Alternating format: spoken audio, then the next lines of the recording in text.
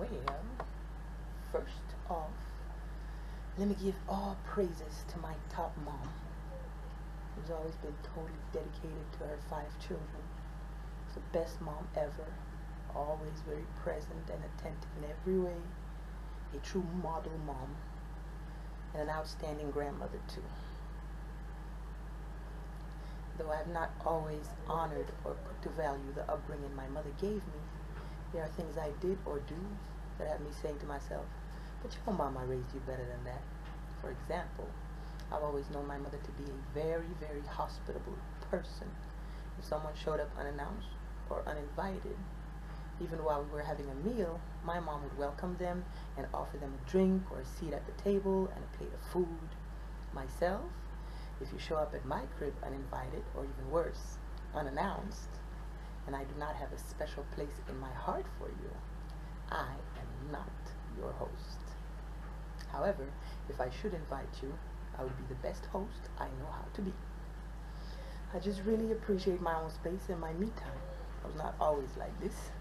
I was a social youngster, but time, circumstances, and experience have led me to feel more comfortable in relative isolation. My mom is also fantastic with children. Myself, I can be good with kids, but that depends on my mood and on the kid. I prefer that a child sees me as the wicked witch of the South at first, and then eventually we can get friendly, instead of exerting all of my energy in being the nicest host to some unruly kid that likes to run over people and might compel me to smack him later down the line. I wrote everything down because freestyling it failed before. I'll try on a few hats while I do this.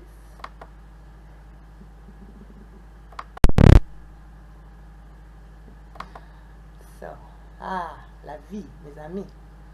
La vie est parfois pleine de soucis, mais comme mon papa l'a toujours dit, il n'y a pas de situation désespérée, il n'y a que des hommes qui désespèrent. Et comme ma maman le dit souvent, là où il y a des problèmes, il y a des solutions. Et là où il n'y a pas de solution, il n'y a pas de problème. Alors, n'allons pas se suicider. Saviez-vous que le plus grand top hit musical qui est sorti de la Belgique, c'était Sœur Sourire, The Singing Nun, qui chantait Dominique, nique, nique, s'en aller, tout simplement, chanter fort et dansant. En tout chemin, en tout lieu, il ne parle que du bon Dieu, il ne parle que du bon Dieu. Oh gosh.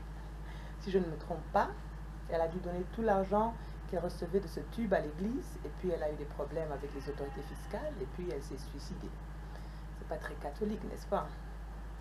Quand j'étais petite, nous avions un professeur de piano, et pendant un récital, il a chanté une chanson qu'il avait composée. On s'en souvient tous.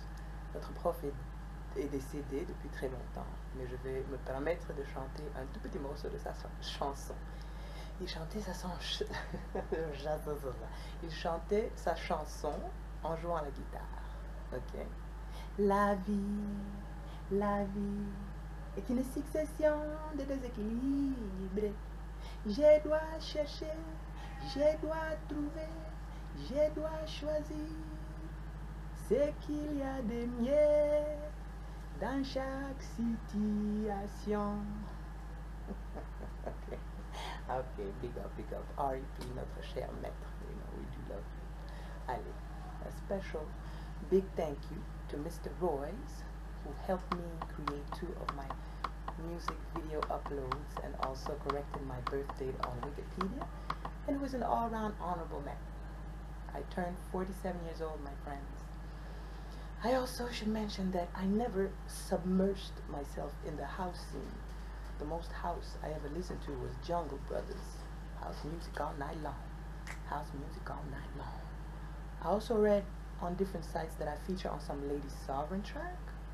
I never met nor spoke to Lady Sovereign, and I never heard myself on any of her songs. Football, football, football, football. Another inaccurate thing I saw online is what I'm supposedly worth. Every year it says that I've earned millions, which I haven't, so I don't know what that's about and where they get their so-called data from. Because if there are millions out there for me, I would like to get my hands on them. You know? Give me it. Ooh. Lord, the sweat dripping into my moat. There was a large black and white photograph of a woman with a baby on my parents' bedroom wall. I always thought it was my mother and me. It was a naked white woman whose hair resembled my mom's and who was seated on the floor with her back to the camera and a baby that did face the camera. I only realized that was a white baby when I grew up. We grew up with a sense of pride that we were mixed race, best of both worlds. Around age 4, I must have noticed how some children would greet us, calling us Mundele or Mundele Madesu. That is like saying Onyibo or Onyibo Pepe, Muzungu. But it was still friendly. In Belgium, I had kids following me around while chanting Chocolat venture, chocolat venture, maak een stukje chocola. Okay, they were being pests, pestkoppen. My mom and aunt told me to respond to them by calling them plattekees, which means spread cheese in Antwerp dialect. I think that I became more aware of discrimination and race when Roots came out, and there were a lot of World War II movies as well. I remember quarreling with my brother, and then I called him a Jew. I got it from TV. My mother came to me and scolded me about that. Don't you ever again. My mother suffered a lot of shame after she saw Roots. Now I tell her to just stop feeling guilty because she did not do whatever her forefathers did. And how should I feel about myself? We do share forefathers after all. And in all fairness to every human, all of our forefathers are guilty of great atrocities toward their fellow men. In primary 2, my second year of elementary school, we attended the École Belge in Kinshasa, and I remember there being some stage dance performance that I really wanted to participate in because they were going to dance the waltz with flowy white hoop dresses. But only the Belgian pupils were allowed to participate. So I was in the crowd watching this performance when I saw another little brown girl like me in the dance. It turned out that she had a Belgian father, so that automatically made her Belgian, as opposed to me, whose mother is the Belgian one. Back then, children would systematically receive their father's nationality. I was hurt. Not hurt about my nationality, hurt that I couldn't participate in the dance, but so be it. So my father was good friends with the manager of the Commodores, and he'd always hook us up with Black American music, Motown, and all of that. The Black American culture gained widespread popularity throughout the black diaspora during the 20th century. So many black people across the globe became enamored with Black America, and so did I. For a very long time, I was black. You couldn't tell me that I was not black because the USA said I was black, and I was happy to be black. It is only after I met my husband and he told me, but you're not black. So I said, okay, then what am I? He responded, you're black and white. So I said, okay, I'll be that. My big, black, fine, sexy Nigerian lover. Anything you say, the day. The other day I heard my toddler, my 4-year-old, calling me, babe, babe. Turned out his dad was trying to call me, but I didn't hear the dad, so he took over. Babe. I still have a lot of work to do on myself. For the superficial people who are not spiritual, that does not mean that I will do plastic surgery. It means I have some inner growth and evolving to do. However, I just might get myself a tooth implant. I don't know when or even if yet. Could be this year, next year, in 5 or 10 years, or never. What say you? Should I fix my teeth? All of them? I'm still thinking about it. Looking a bit on the yellow side. But I do want to refrain from posting my little vids for a while, whilst I tend to more pressing matters that require my focus. I want to learn to cook more and better. Thank you, Chris from CaribbeanPot.com, for teaching me how to make coconut curry chicken. I want to be more present with my children I want to gear my mind and body toward a healthier lifestyle and get a lot of things in order.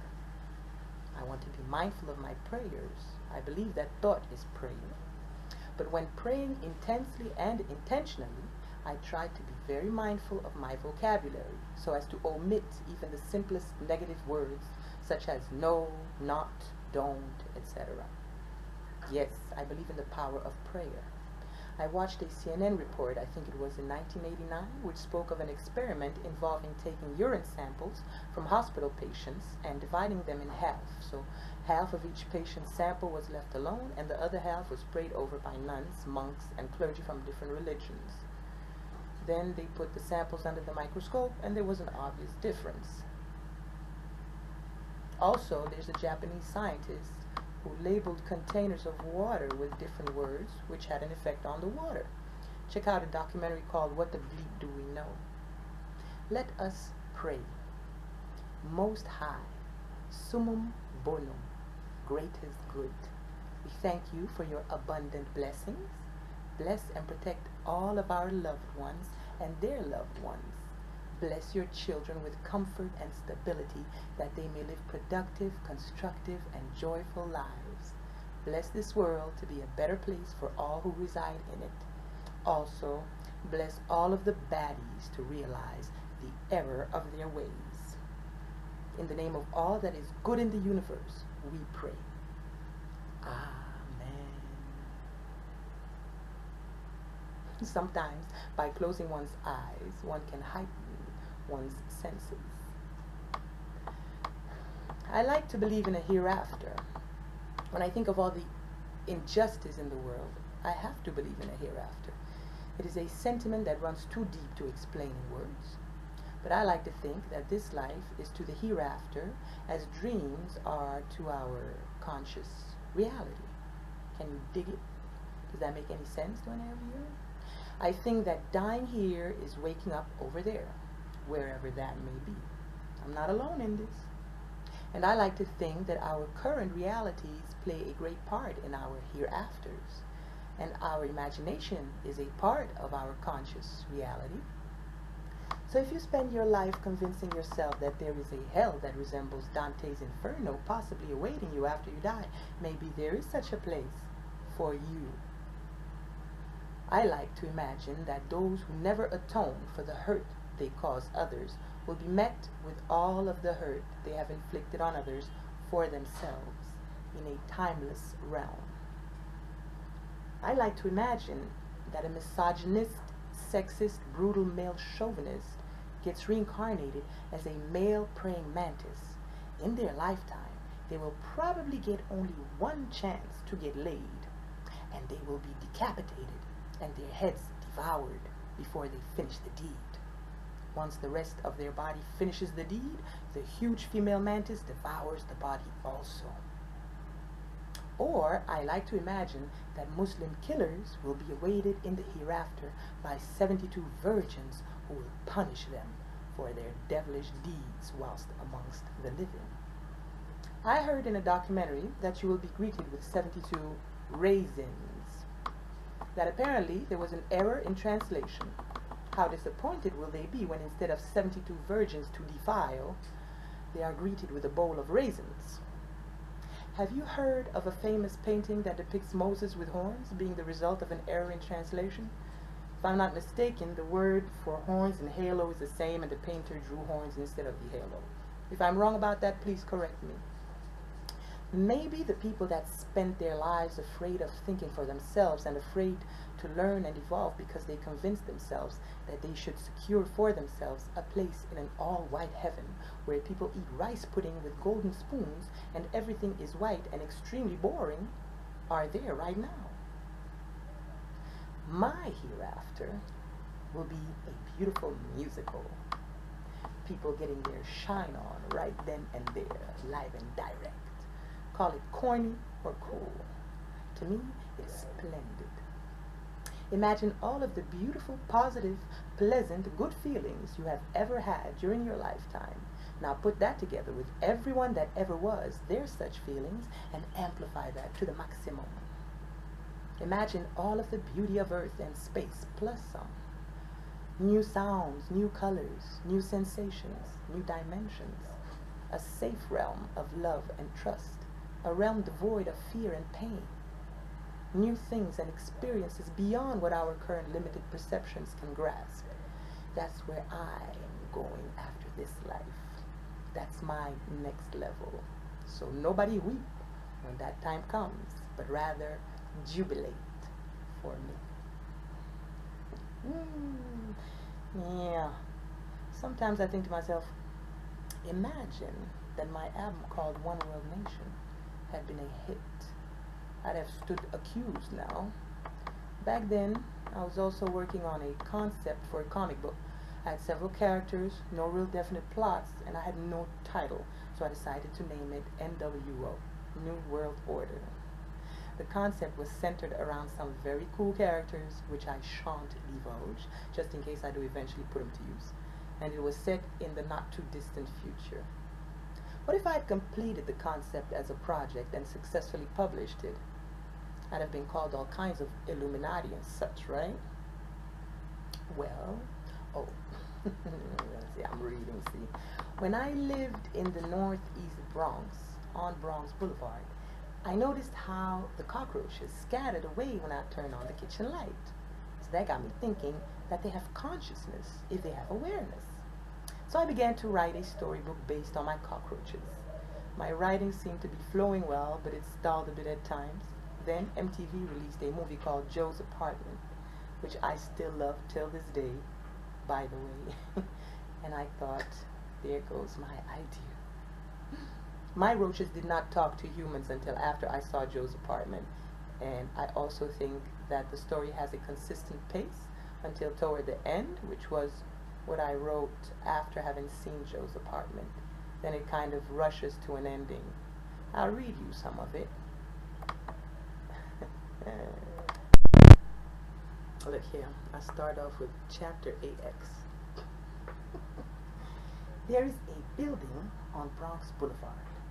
Inside of that building, there are many apartments. Tenants come and go, but there is one permanent resident, a big roach named Roger. As a matter of fact, Roger's father and grandmother had lived in the building all of their lives. This was the place that Roger called home. Of course, Roger and his family were not the only cockroaches living in that building, and it was common knowledge among them that a cockroach's life could be very dangerous, and many were killed by tenants every day. Roger, however, was a very cautious roach. He learned from his wise elders how to go around unnoticed and had grown to live beyond the age of an average New York cockroach. Roger was a loner who stood steady on its legs. He was the biggest roach of the building, and he was well respected amongst cockroaches because of his slick reputation. It was known through the Bronx that Roger was one of the elite elders of the roach community, and that he had seen many of his peers lose their lives. Whenever Roger encountered a group of younger roaches, they would stop to greet him and ask him questions about his life experiences and tips on how to survive in the concrete jungle they call New York. Roger always took time to sit down with the youth and chit-chat about any and everything. The word was out now that there was plenty of food to be found in one of the building's apartments, but that most of the cockroaches who'd ever dared to venture there had never returned or were never seen again. That's just the first page. It goes on, and in the back there's like a dictionary, which most of the definitions I copied from my college Webster's.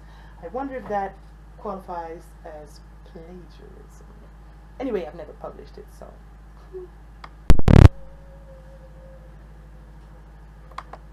Decades ago, I wrote a very angry and offensive rhyme. I was very, very, very hurt when I wrote this, and I don't think such a rhyme should get widespread release because the content is quite bad, for lack of a better word. But I'm still loving it because it comes from legitimate young anger. Plus, it's kind of funky. I think I'll post it on my Yaya channel and age restricted. The rhyme's called Doggone Mad. Ruff. Who's that on, King? Could be anybody.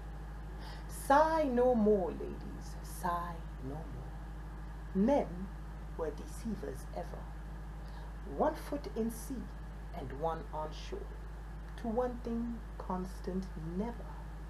Then sigh not so, but let them go, and be you blithe and bonny, converting all your sounds of woe into hey, nonny, nonny. One of my all-time favorite movies is Shakespeare's Much Ado About Nothing, starring Kenneth Branagh, however you pronounce that, Emma Thompson, who plays my favorite character, Beatrice, Robert Sean Lennon, who you might know as Dr. Wilson in House, Dr. House's best friend, the oncologist, Kate Beckinsale, Michael Keaton, Keanu Reeves, and Denzel Washington. I also recommend Scorsese's The Last Temptation of Christ, starring Willem Dafoe. Harvey Keitel plays his best friend Judas. My favorite scene in that movie is when Jesus is walking around with his family, and he can hear someone in the distance preaching about him, so he goes there and meets Paul, whom he calls a liar straight away. Paul responds to Jesus that it doesn't matter who he is, that the people are thirsty for Jesus who died on the cross and was resurrected, and that it has nothing to do with him anymore. And that, my people, is the story of fame. It is not about you, the person, but it is about the persona created by the fame. That is no longer you. That persona belongs to the public. I sincerely doubt that Jesus would approve of what's been said and done in his name, but I do believe that invoking his name can hold power when done for good and pure reasons, even though nobody pronounced his name that way while he lived. I could recommend many great movies, but that could take hours, so I'll backtrack from things I've seen recently. Before I do, let me mention the assassination of Jesse James by the coward Robert Ford with Brad Pitt and Casey Affleck. That Casey Affleck played that part so well. Last movie I saw was Detroit, about the police abuse that I guess led to the Detroit riot in 1967. I also saw some of Queen of Katwe. I cried like a baby. Lupita Nyong'o is in there. I love her craft, plus she's adorable. And also David Oyelowo, who played Martin Luther King in Selma, and the son of Oprah Winfrey, and Forrest Whitaker in The Butler, and many roles in many flicks. I'm so proud of my young African talent that is breaking through in the world. I liked Half of a Yellow Sun, starring Chiwetel Ejiofor and Thandi Newton. Chiwetel Ejiofor's sister is CNN's Zayn Asher. Une autre chose arabe que j'aime, c'est la chaîne télévisée Al Jazeera English. Du bon journalisme objectif. Sisi, well done. And while on the subject of Arab things, Dubai, having released a photograph showing Sheikha Latifa, who had previously tried to escape, does not prove that she is okay. Huh? If Dubai wants the world to believe that she's okay, okay, mon oeil, she should release a video statement wherein she sounds just as lucid, as uncoerced, and unrehearsed as the one we all saw.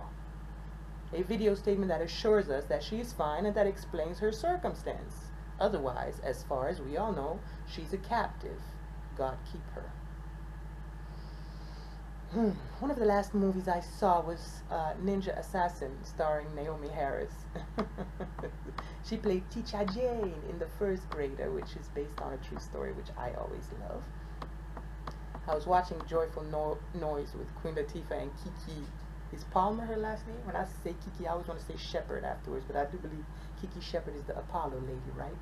The one that... Yes. So anyway, yeah, I was crying like a baby. You're more sensitive when you're hungover, and I've been making a lot of pina coladas lately. Another movie that got me crying like a baby is A Boy Called Sailboat. Beautiful movie, if you ask me. MAGA should watch that. Another one that had me crying is Goodbye, Christopher Robin. Oh, Dope is another good movie I saw recently. I recommend a movie called American Justice, starring Tommy Tiny Lister, to Mr. Trump and his family. I downloaded 3 movies from iTunes a few years ago. Much Ado About Nothing, The Last Temptation of Christ, and Black Snake Moan, starring Samuel L. Jackson and Christina Ricci. Justin Timberlake is in there too. Ah, what's his name? David Banner's in there too. Yeah, and that lady, she plays in, is it NYPD Blue? She stars in a movie that I love called Lackawanna Blues. That also has Macy Gray and my boy Mike in there. Anyway, whatever. You should watch two British movies called Kidulthood and Adulthood. I love those flicks. The writer and director Noel Clarke also stars in them both. He has a cop series on TV now called Bulletproof, along with another black Brit. A movie I saw years ago that had me crying uncontrollably was The Impossible, about a British family that survived the tsunami of 2004. Another older movie I really love stars Juliette Binoche and Samuel L. Jackson. Out here it was called In My Country, I think, but it might have a different name in the States, if I'm not mistaken. Like that TV show y'all call Scandal out there is called The Fixer out here, I think. Some older classics I really enjoyed are Dead Presidents with Lawrence Tate, Chris Tucker, Terrence Howard is in it too, Clifton Powell, and a lot of great actors. Shutters with Sprague Benz and Kimani Marley. Wyclef Jean has a part in that too. I think Beanie Man might be in there too. City of God was a good Brazilian flick. And I also really enjoyed Viva Riva, which takes place in Kinshasa and is the best acting I have seen thus far with a Congolese cast. Decades ago, I would watch The Color Purple again and again and again and just cry like a baby. I could probably reenact the whole movie along with Tyler Perry. I also love a movie called Their Eyes Were Watching God, starring Halle Berry. Terrence Howard is in there too, and the blue-eyed brown boy from Beyonce's Halo music video, he's also in Think Like a Man, is his name Michael Ealy. I'm loving the soundtrack. There's a new day coming, everything gonna be turning over. Everything gonna be turning over. Where you gonna be standing when it comes? There's a new world coming, everything gonna be turning over. Everything gonna be turning over. Where you gonna be standing when it comes? I also like this novel. Can you see it? Can you see it? Because, I mean, yeah. I just found it. I found it. I guess I inherited it from a deceased relative. Yeah, I wouldn't mind seeing that as a movie too. I don't remember the ending. Did I even read the ending? I'm going to read it again. So, let me shout out a few of you, as I meant to do a long time ago, since I don't always respond to my comment section. First of all, Kathy, Mr. Musikiwamba, and Zan, forgive me if I fail to respond to email. I might read clusters of email and plan to respond later, which becomes a lot later and eventually not at all. So sorry about that. And to all the comments I failed to respond to, forgive me. I'm about to respond to some older comments that I took note of before. Ooh, Lord, you don't see the heat. I'm feeling it.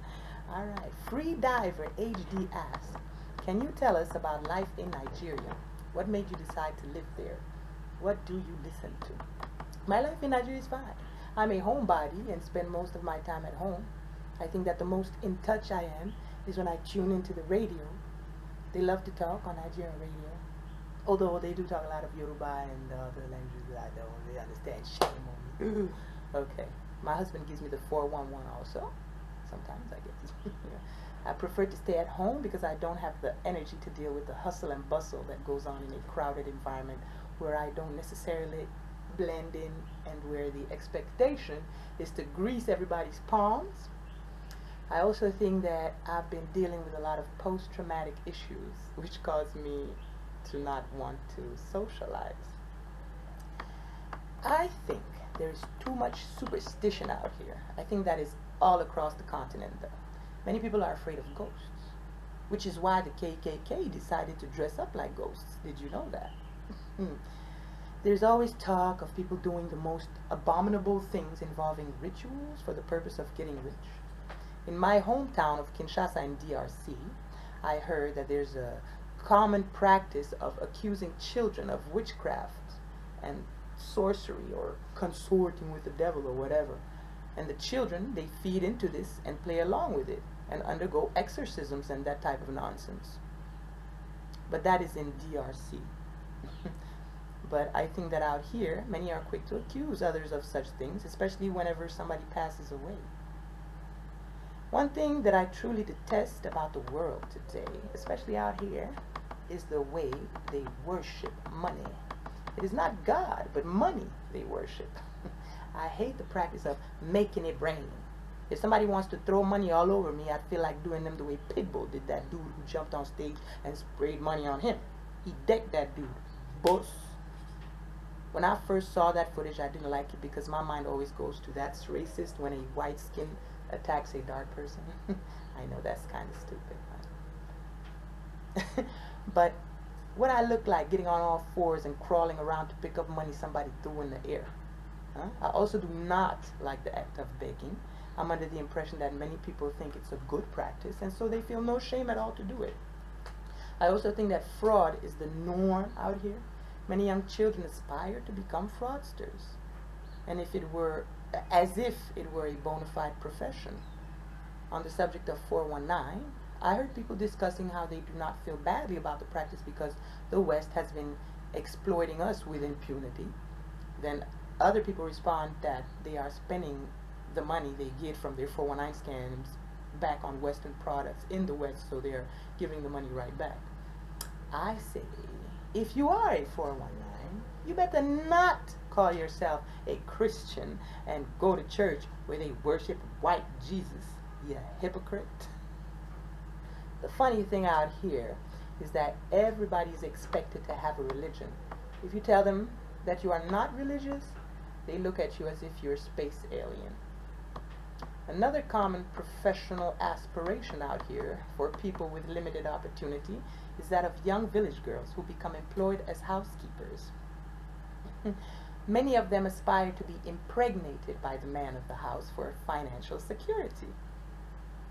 Many men, and that includes African men, seem to find it perfectly normal to have sex with any woman they feel like, regardless of their own marital status. And many women seem to accept that, talking about that's what men do. So you are raising your sons to be whores and telling them that is what men do.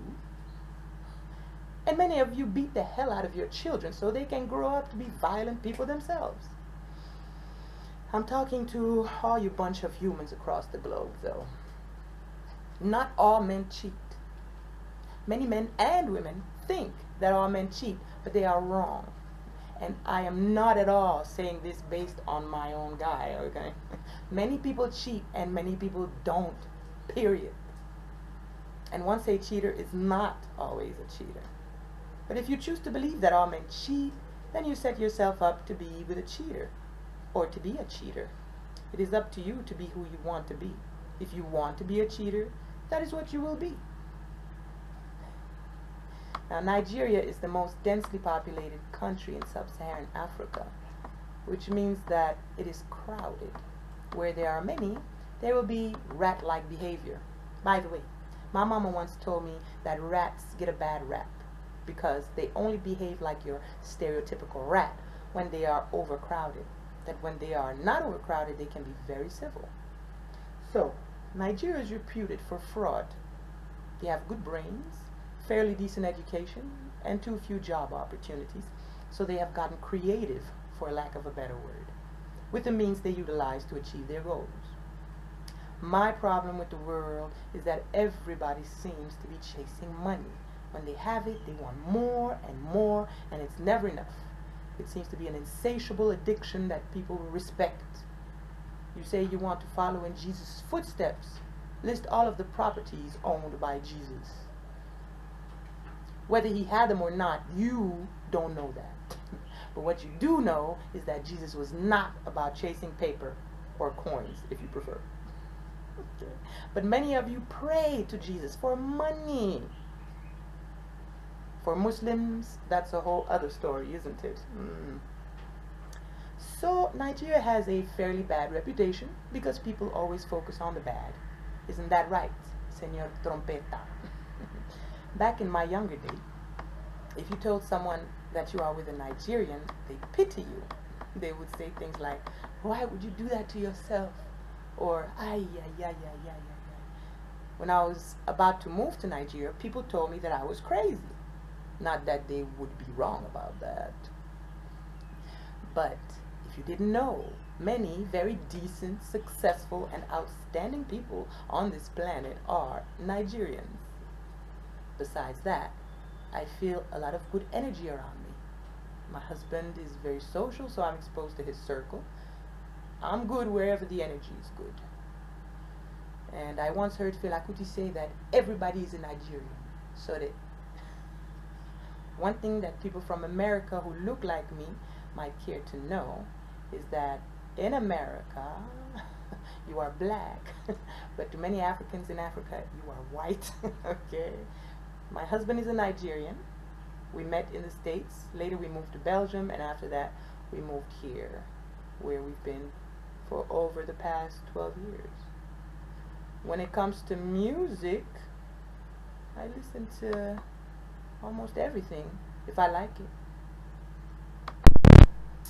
But I've been stuck with the same old music for a while, and I need to acquire for myself a more expansive music library. I think I could be a DJ when I grow up. I believe it was Lil Whatever who once asked me how my parents met. Well, I hope that none of my kinfolk will mind me sharing this with the public. But first of all, I was obviously not around yet then, so what I tell you is hearsay. My father was a student in Belgium when once, while walking on the street, he noticed a beautiful pair of legs. He followed the young lady home and then rang her doorbell. She opened the door with a tomato in her mouth, of which she was taking a bite. My father got the door slammed in his face. I don't know if he had the chance to say anything to her or not, but he did eventually succeed in acquiring my mother as his wife, and they had 5 beautiful children together. Ok, Régie V m'a demandé de traduire A Piece of My Mind. Mais j'ai un petit problème. Le laptop avec lequel j'ai fait cette vidéo ne marche plus et je n'ai pas de software pour prendre la vidéo de YouTube et je ne veux pas gaspiller mon crédit Internet à regarder mes propres vidéos. L'Internet ici c'est beaucoup plus cher qu'à l'Occident, alors peut-être une autre fois. Mais en bref, je dis que je trouve la souffrance de Jésus lamentable et pas une chose à être glorifiée. Je dis aussi que je ne sais pas si les histoires de la Bible sont des vraies histoires ou basées sur des vraies histoires qui ont eu lieu dans un lointain passé, ou si ce sont des métaphores qui servent en tant que carte spirituelle ou atlas spirituel, si vous préférez, si vous voulez. Okay. Fabi Caprio, tudo bem com você? Joseph Tardif, ou est Tardif, demande s'il n'y a pas de photo avec mon mari. Mais si, dans une de mes vidéos nommée Yaya in May and June 2017, il y a une très jolie photo marquée Yaya et Africa. Ça c'est moi et mon mari. Also, I have never ghostwritten for anybody, but I was once watching a sketch on BET in the early 2000s when Ray Parker Jr. sang a song I basically wrote. And I am willing to bet that I know who is responsible for stealing that from me. I wrote it thinking I would shop it to Madonna. It went like this. I'm in love, she's in love, woo, with the other woman. Yeah, yeah, ba-da-da-da-da, oh my da-da-da, losing time, losing face, and it is all over love, yeah, yeah. Says I'm in love, she's in love. Basically, the story is about a chick whose man is cheating on her, and then she now develops a thing for the other woman or whatever. But yeah, so I was watching BT and it was Ray Parker Jr. who was surrounded with some chicks and singing like a I'm in love. The girls went, he's in love, said, with the other woman, with the other woman. And then the rest was probably different, but you know, so my jaw dropped. That's that, you know. Yeah, Mr. Responsible One. I can only pray that you have changed your ways. Thief, ole, kariamgu. One might wonder why I didn't sue, Well, I was in no position to do such a thing with what I had going on in my life then. If I was one to file lawsuits, I'd have spent most of my life entangled in lawsuits, and that ain't no life for me. At times, my life has taken strange turns where I felt powerless about my fate and situation, so suing anybody for anything was no option. Hello, Lord Warcraft. Rebecca and Bianca. I think Feli was misguided, as well as Rob and Fab from Vanilli, just misguided human beings. It can happen to many of us. They were victims too. Alpha Kappa, wow. Are you an ex-frat boy? You strike me as very talented. You must be successful, I bet. Lisbeth Berata, gracias y hola también de África. Did I say that okay? I rock hip-hop. I don't think that the hip-hop community considers me as hip-hop, but thanks for not cussing me out in regards to my stance toward Islam, Arabia, and the Mohammedan culture. I haven't been to Angola yet, but I am happy to know that Islam is illegal over there. It is considered to be a cult that goes against the local culture. I agree. All these black hijabs and burqas out here in the heat of the sun, it must be so uncomfortable, and one becomes vitamin D deficient. I need the sun to kiss my skin. I would love for the sun to kiss all of my skin most of the time, but I am not yet privy to that kind of privacy. I also just think that as long as Muslim countries prohibit the practice of other religions, then other countries are well within their rights to prohibit the practice of theirs. Some turn the other cheek, some take an eye for an eye. Call it options. Now I will add on a little bit to subjects I've posted videos on. Like a map I couldn't find again online and couldn't get off my broken hard drive. It's a map of Africa, which shows only northern Africa with absolutely nothing beneath. So you would think that the shape of Africa was just, like the northern part where the Arabs live. Some things people need only do once to be labeled for life. You kill once, you are forever a murderer, unless you did it under the orders of your government. You have cheated once and you're always a cheater. You've been addicted at some point in your life and you're always an addict. You have experimented with unconventional sex and you're always a pervert, a swinger, bisexual or trisexual or whatever the case may be. You have been violent in the past, but now you are labeled as a violent person till the end of your days. A lot of people, if not most, do change their ways, I think. It is called growing or evolving. Then again, since the rise of your so-called mental health care system that labels and drugs people, people now have a legitimate excuse not to evolve. Don Checo, je me corrige. Je te croyais être un mec super, mais je ne peux pas dire que je te trouve toujours un mec super parce qu'on ne se connaît plus. Et cette mise en scène que tu as fait, je parie que tu n'auras jamais plus le courage de me regarder face à face maintenant que tu sais ce que je sais. Mais si tu vis encore, je prie pour toi. If it is any consolation to any Muslims or Arabs offended by what I utter, I used to be just as allergic and phobic of Germans. Hearing German would remind me of Adolf Hitler, and I hated the sound of it. It sometimes prompted me to break out in Tourette-type fits, and I'd start saying things like, Achtung, sieh heil, Heil Hitler. Du bist eine große Scheiße. Ich lieb dich nicht. Wiener Schnitzel. 1, 2, 3. Hitler, Kaka. Never considering all of the German Jews. Wie geht's? German and Arabic sounded to me like angry people about to vomit. Okay, in my more Yakike true stories, I did omit the end to my Donnie story. The next day, there was basketball practice taking place at my old school, École Française de Nairobi, and Donnie was going to be there because he played ball. So my old school being familiar ground, I was allowed to go. I was dropped off by a driver. And let me mention to you that Donnie was a perfectly decent and proper guy, unlike myself. But that was the last time I saw Donnie, I think. We sent each other a letter or two after he moved to Philly. Big up Donnie.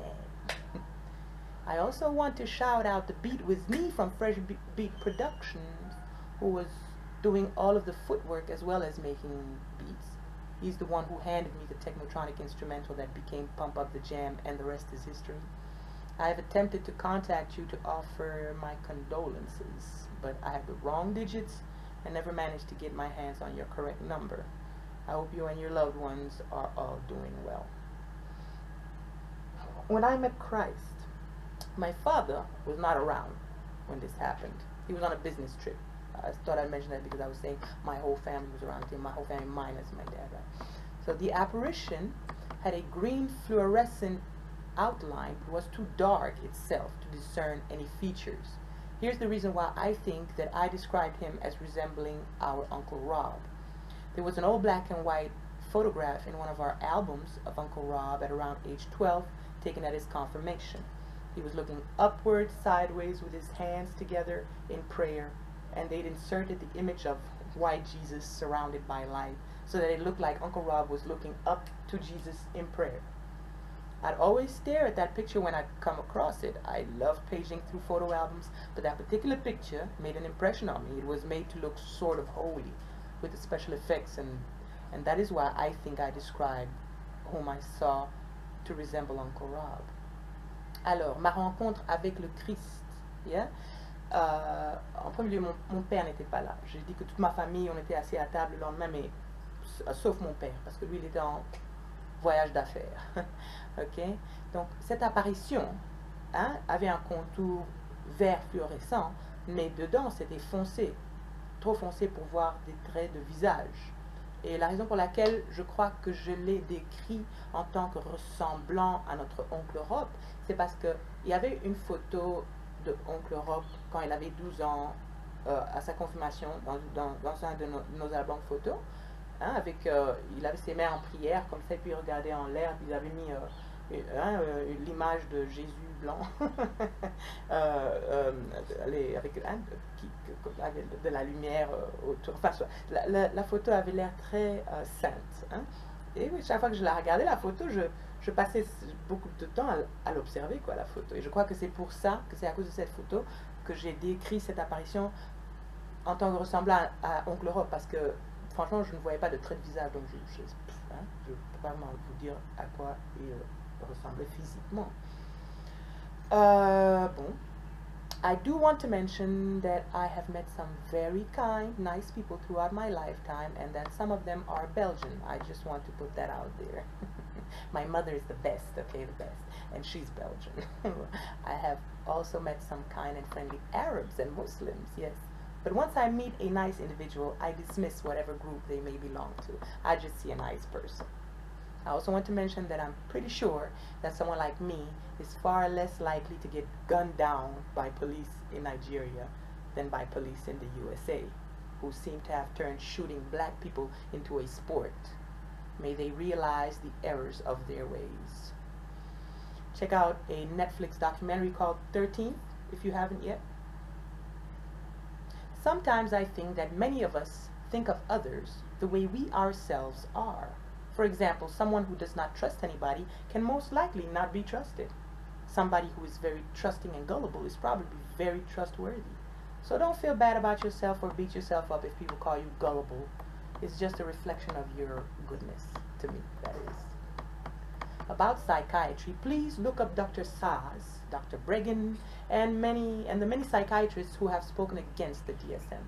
Myself, I have some very legitimate reasons to despise, loathe, and abhor the practice as it is implemented today.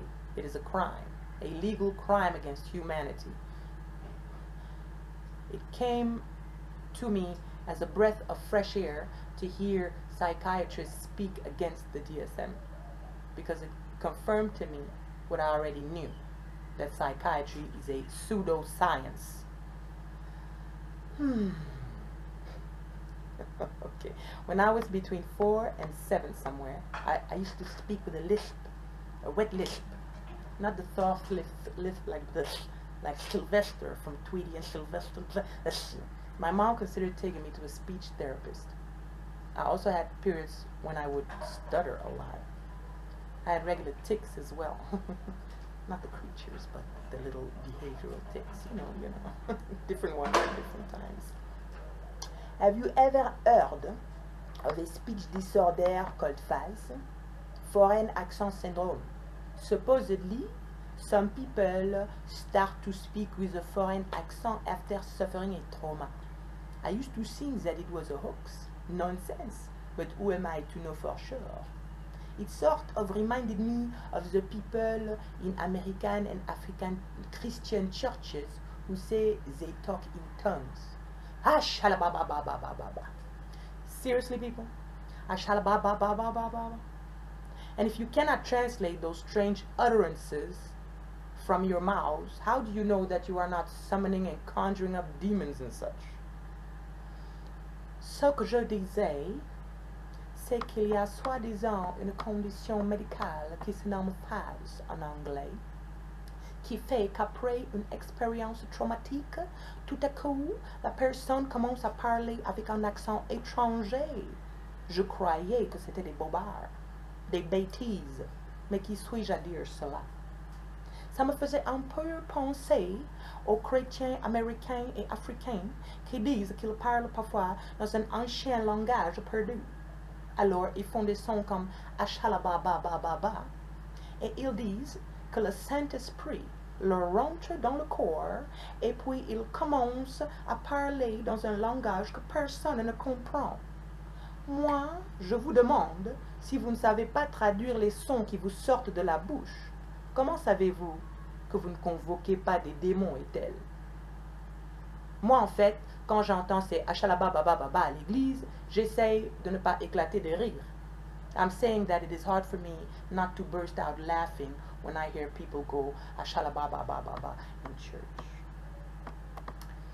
While on the subject of church, I used to go to church as a child because that's what we did as a family on Sunday. But there have been times I attended church with others or on my own, and what really drew me in was the music. I am talking about harmonies, the likes of which you might never have heard before. That seems to have somehow gone away now.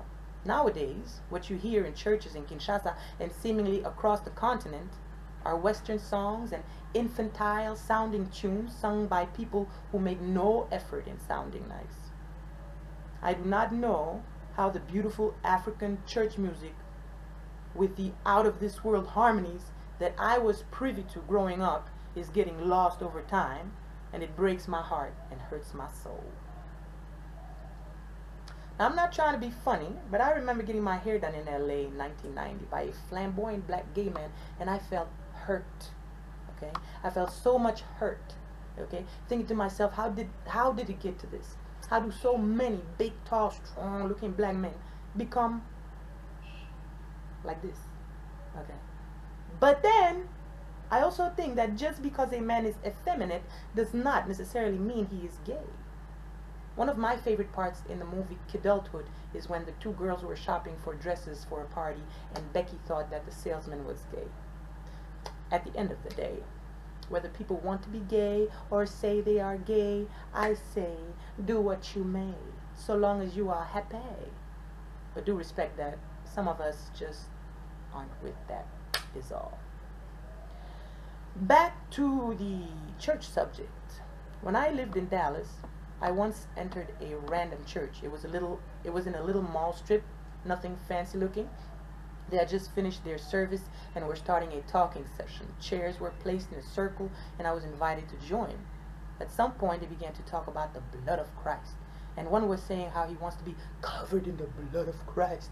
And at that point I realized that I had to get out of there because these people are crazy. Okay, what kind of mind do you have that you have a desire to be covered in blood, first of all, and secondly covered in the blood of Jesus, no less? Are you mad? Out here in Nigeria, we had to go to some christening event, I believe it was, which involved attending a church service where the pastor at some point told the congregation to laugh at their enemies. The pastor directed the congregation to engage in fake laughter to symbolize mocking their enemies. My husband and I left the service. What kind of ridiculous mindset do you have to spend your time on doing such things, engaging in that behavior? First of all, I do not care for enemies, okay? And as far as I'm concerned, I do not have any, okay? Unless you are trying to deprive me of my freedom, you are no enemy. Huh? If I do not like you, I don't business with you at all. That does not make you my enemy. Not unless you want to destroy me. If you think that you have enemies, then you must have them. But don't involve me in that mess. And if you do have enemies, why don't you pray for them so that they may mind their own business? Okay, moving on.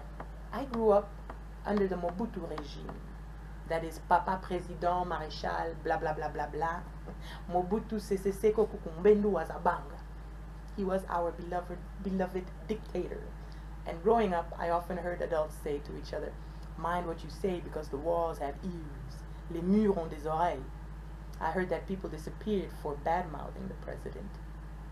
I remember having had a dream once as an adult where I was a guest in his living room along with others, and he was a giant. He was way bigger in size than all of us. One of the things that Mobutu did when he came to power was to ban all Western names. My mom told me that before then some people would name their children Allumette and Cigarette and such. But let me show you an old passport of mine. I don't know, what can you see? Let me go to my camera and see if this is showing, right? See there? That was it. My other Manuela Barbara was a band. And I don't know why the Jogi got a next, you know. Mwaso Jogi is my godfather's General Bumba's name.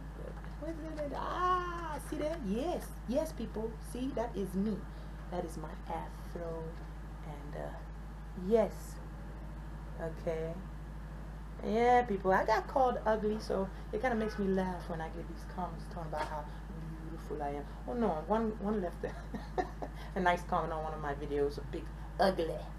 Thank you. Anyhow, let me go back to what I was saying. So I showed you my passport. See how the name is just Mwaso Kamosi? Let me tell you a little bit about that. So, I was named Manuela Barbara Mwaso Jogi Kamosi. But in Belgium, the person behind the counter decided that any first name that is not a Christian name must be annexed to the family name or last name. So they put parts of my middle name as my last name, effectively changing my name without my permission, mind you. Yeah? Barbara is my godmother, aka Mrs. Babi, and General Bumba was my godfather, and his name was Mwaso Jogi. My father is Mr. Kamosi. Therefore, I am Manuela Kamosi, and also bear my husband's last name, which is actually a French name, which perhaps I should keep from throwing out there carelessly. But okay, yes, so what was I saying? French name. One might wonder how a full-blooded African gets such a name. Well, there are many Nigerians who sport Western names, but my husband has his name from his father, who was a descendant of the Brazilian Nigerian community. Those would be slaves and ex-slaves who returned to Nigeria from Brazil. His father's parents were the French name and da Souza. Those who grew up in Zaire during my day and had a television set are sure to remember the following presidential speech that showed on television several times a day, if I remember it correctly. Tout comme le soleil se lève avec éclat chaque matin et se couche chaque soir aux horizons du grand et majestueux fleuve Zaïre. Le Zaïre, son parti national du mouvement populaire de la révolution. Ses 30 millions de militants et militantes, hommes, femmes, enfants, jeunes et vieux, sont aujourd'hui debout, levés, sur le côté, à l'aisement. À l'aisement. Okay. By the way, I want to big up an artist called Rouge. Rouge, that's red in French. It spells R-O-U-G-E. Rouge, R-O-U-G-E. She's based in South Africa, but she's a Congolese. She's Congolese and she's good, so check her out. And my latest favorite new artist is a young Jamaican girl or young woman called Coffee with a K. Yeah? I saw her music video by the name of Toast when they first came out on TV, and then went to find her on YouTube, and everything of hers I came across was nice. All right. I want to learn more about my African history, and I think that the World Wide Web has a lot of misinformation on this subject. I know some of my tribal history from what my father has told me. I'm sure that a lot of Africa's oral history got lost during colonialism, with all of the horrors that took place. About my African family history, I know we are royalty, and our ancestors used to bury living servants along with the deceased king, a practice that had my father consumed with guilt at times. The name Kamosi was given to only my father amongst his siblings, as he was the firstborn. Apparently there was a Kamose during the 17th Egyptian dynasty, and we all know that the Egyptians buried servants alive along with their deceased king. That does not tell me much, though. What my father has told me about our Bayaka tribe doesn't make me proud, because they seem to have made common practice out of selling each other out to the Portuguese. But I understand that the way we modern folk feel about our ancestors' practices is obviously not the way they saw it or felt about it. The mentality of the time was obviously different, and such and such and thus and thus. I think that tribal practice dictated that my father get his teeth sharpened, but he refused and left. My father's father, my Papa Coco, was appointed some kind of mayoral position or such by the white Belgian colonial rulers, and had therefore the privilege of riding a bicycle. When my father attended a boarding school run by American missionaries, the pupils, they were all black, were not allowed to wear shoes. I know a bit more about my European history for obvious reasons, and a bit more about my maternal family history because my Tante Simone, who was my mother's little sister, did a lot of research on our family tree, and I think she got as far back as the 1500s. I think that as interesting as history can be, it is never 100% reliable. I say this because your own family history is not 100% reliable. I'll give you two examples from my own Belgian family history, and I sure do hope nobody will mind. A few centuries ago, Mr. B, that is the first initial of my mother's father's last name, so Mr. B is my maternal grandfather's ancestor. Well, that is to say, the story goes as follows. A few hundred years ago, Mr. B was on his way home from work with some friends, I think, not sure, when they spotted an apple tree and decided to pluck an apple for himself to eat. Mr. B was caught and arrested for theft because the apple tree was apparently on the property of some baron.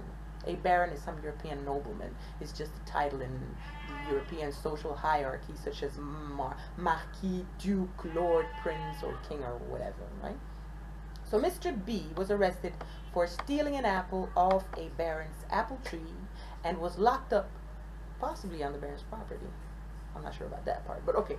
Whilst Mr. B was serving time in the dungeons, his wife was employed as a domestic worker by the baron. When Mr. B was released from prison, his wife was with child. Mr. B legally recognized the child as his own, and we are the descendants of that child that was conceived while Mr. B was still incarcerated. So what would one conclude from that? That we are the illegitimate descendants of a baron and his maid? Then again, how do we know if perhaps the maid had been allowed to visit her husband before his release? But we assume that we are not biologically related to Mr. B based on this ancient information, those of us who have this information. Also, I had long heard the story of a great aunt who died of shame. You see, the young lady was with child, and the young man who was responsible for this pregnancy wanted nothing to do with it. Now, this took place in Catholic-run Belgium from not too long ago, about a century ago or so. Keep in mind that Belgium is not even 200 years old yet. Half of it was Dutch and the other was French territory. They were almost like today's Muslim countries, where everything is considered haram, where everything was either you must or you are not allowed. So the young lady became very reclusive as her pregnancy progressed, because it was a great shame to be pregnant and unmarried. She had the baby, and shortly after, she died. So I'd always heard that she died of shame. And I could see that happening. If one gets so depressed that they lose their appetite, they'd starve to death. But then later I started to think to myself, what if she committed a more blatant kind of suicide? As a Catholic, that would be the equivalent of what the Muslims call haram. A suicide goes straight to hell. They are not even to be buried on church grounds. Which leads me to believe that many families of suicides would have hidden that fact. Wouldn't you agree? So during more recent times, I found out that the descendants of this great aunt were told that she had died from childbirth. So you see how stories get changed or twisted? Then there is the mama's babies, papa's maybe fact, and the taboo of the times, and eventually people's accounts change, and different people have different accounts of the same event. And that is history for your ass. While on the subject of history, my father was a great storyteller. When we were children, our mother usually read us stories, but our father would tell stories he knew and would fill in the parts he'd forgotten with his own versions. Sometimes I think he made them up entirely. But his stories were usually about animals, such as the lion and the antelope, or the gazelle and the crocodile, or such, yeah? African stories, traditional African stories. And his stories always had a moral at the end. But the best story my father ever told me is one I will share with you now. It is the story of creation. So when God fashioned the humans out of clay, he put them on a tray and stuck them in the oven. He went about his business and forgot all about the oven. When he suddenly remembered, he returned to his oven. His little humans were slightly overcooked. So he fashioned a new batch of little humans, placed them on a tray, and this time he made sure to stand by the oven. However, when God removed them from the oven, they were not yet quite ready, not yet done. So God set about his task for a third time. And as we all know, third time's a charm. And that's how we brownies, where we brownies come into the picture. Isn't that a nice story to tell your biracial child? This story has no moral unless it were to come to an end. And even then, what's the moral of that story? If you believe that the world had a beginning, then you would believe that it will have an ending too. But what if there was never a beginning, and that hence there will never be an ending? We might get reset every so often, where the entire histories and civilizations get lost forever, but what if there is no beginning and no end? And as far as our coming and going in and out of this world, energy doesn't die. Our bodies begin to form at conception and continue to develop after birth, which many people consider as our beginning. Then we live, and eventually we do die and turn to dust. Our physical body has a beginning and an end, but the spirit that inhabits our body is eternal. Yes? No? The energy simply changes form. Maybe the physical energy converts into food for the soil, while the spiritual energy rises toward the stars. But in this world that we live in, the reality is that everything has a beginning and an ending. And while we are here in this world, that is the way it is supposed to be. And as we have those two basic poles, we live in a polar world. Opposites everywhere. The day and the night, up and down, in and out, birth and death. I just pray may bad things die fast and may good things live long. Some may say, well, what is good and what is bad? It is indeed relative to an individual or a culture's moral, religious, or spiritual beliefs. But I think that deep down inside, we eventually all agree that if your spirit puts you in a space within yourself that is calm, peaceful, content, and also joyful, where your joy magnifies and amplifies the joy of others, and the joy of others magnifies and amplifies your joy, you're in a good space, a good place. I like to think that living is about finding rhythm and balance in everything. Rhythm and balance creates beautiful harmony. There's a scene in a movie called The Preacher's Wife where the preacher tells the following story. Or at least I'm going to try to tell it as I remember it. A man from hell and a man from heaven cross paths, and a man from heaven asks the man from hell how it is like in hell. So the man from hell tells him how they are out all day working hard, and when they are done and hungry, there is a great banquet with all you can possibly eat. They are seated at a great big table with giant plates and giant spoons and such. Everything is so big, and they are unable to lift the cutlery to feed themselves. He said that it was excruciating. So the man from heaven responds, "Wow, it is the same for us in heaven. But you see, we found a solution to our problem. We all help to lift the giant cutlery in order to feed each other." You get it? Think about it. So, I shall end this by praying, "Most High, thy will be done on earth as it is in heaven." Amen. All right, peeps. Might not sing for a little while.